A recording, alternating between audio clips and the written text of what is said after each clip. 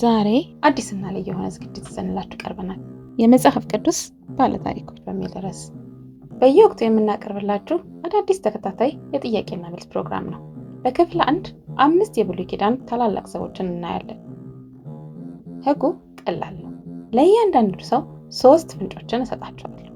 መልሱን ካወቃችሁ ጥቅሱ ከመነበቡ በፊት ኮሜንት ላይ ጻፉ። ተዘጋጅታችኋል? ወደ መጀመሪያው እንላለን። ጥያቄ 1 ፍንጭ 1 ስሙ ማረፊያ ወይም መጽናኛ ማለት ነው። ፍንጭ 2 የሰው ዘር በሙሉ በኃጢአት በጠፋበት ጊዜ እሱ በእግዚአብሔር ፊት ሞገስን አግኝቶ ነበር። ፍንጭ 3 ቤተሰቡንና እንስሳትን ከጥፋት ውሃ ለማዳን መርከብ ሰራ።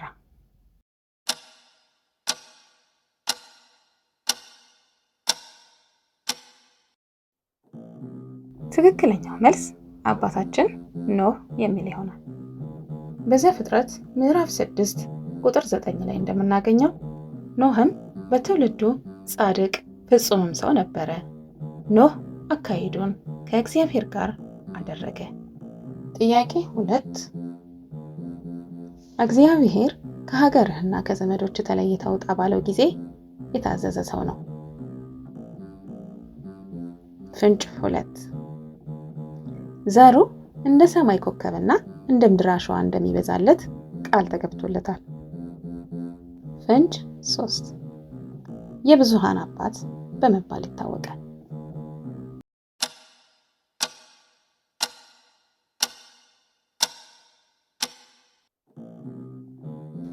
ትክክለኛው መልስ አብርሃም የሚል ይሆናል። በዘፍጥረት ምዕራፍ 15 ቁጥር 5 ላይ እንደምናገኘው ወደ ሜዳም አወጣውና ወደ ሰማይ ተመልከት፣ ከዋክብትንም ልትቆጥራቸው ትችል እንደሆን ቁጠር አለው። ዘርህም እንደዚህ ይሆናል አለው። አብርሃምም እግዚአብሔርን አመነ፣ ጽድቅም ሆኖ ተቆጠረለት።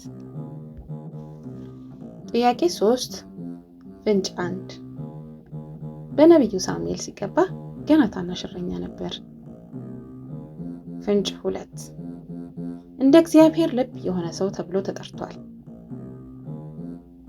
ፍንጭ 3 ጎልያድን በወንጭፍና በድንጋይ የገደለ ጀግና ነው።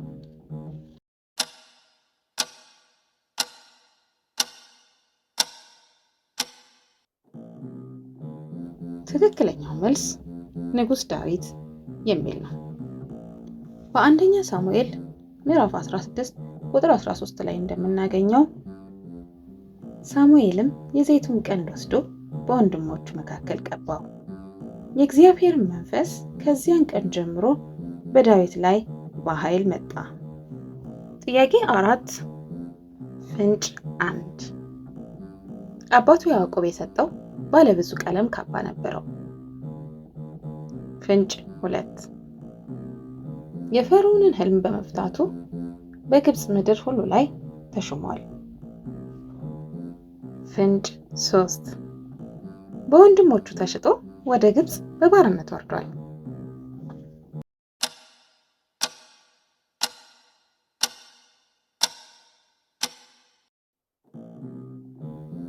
ትክክለኛው መልስ ዮሴፍ የሚል ይሆናል። በዘፍጥረት ምዕራፍ 50 ቁጥር 19 ላይ እንደምናገኘው ዮሴፍም አላቸው፣ አትፍሩ፣ እኔ በእግዚአብሔር ፋንታ ነኝን?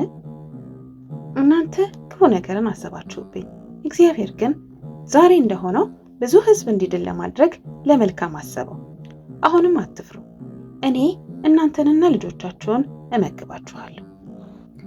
ጥያቄ ቁጥር 5 ፍንጭ 1 በቀርሜሎስ ተራራ ላይ ከባዓል ነቢያት ጋር የተጋጠመ ነቢይ ነው። ፍንጭ 2 በረሃብ ዘመን በቁራ ምግብ ይመጣለት ነበር።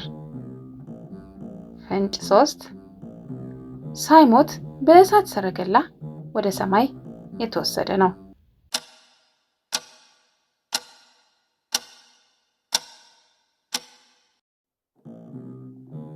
ትክክለኛው መልስ ነቢዩ ኤልያስ የሚል ይሆናል።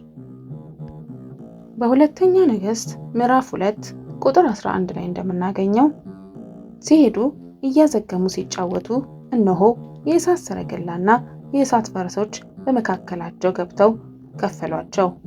ኤልያስም በአውሎ ነፋስ ወደ ሰማይ ወጣ።